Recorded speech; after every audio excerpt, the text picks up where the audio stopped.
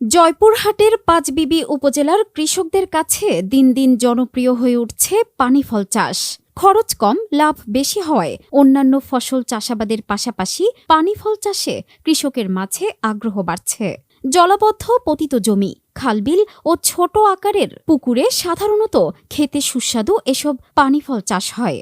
উপজেলা কৃষি বিভাগ ও কৃষকরা জানায়, আষাঢ় শ্রাবণ মাসে পানিফল চাষ করতে হয়। আশ্বিন মাস থেকে ফল দেওয়া শুরু হলেও মাঘ মাস পর্যন্ত উৎপাদন হয়। পানিফল দেখতে মানুষের হৃৎপিণ্ড বা ত্রিভুজের মতো। এর ভিতরের শ্বাসগুলো সাদা নরম হয়। পানিফল কাঁচা অথবা সিদ্ধ খাওয়া যায়।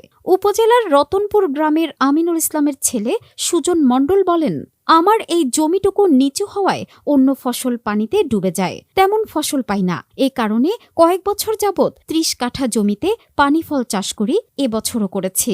সুজন আরও বলেন, ৩০ কাঠা জমির পানিফল এবছর প্রায় ৪০,০০০ টাকার অধিক বিক্রয় করেছি।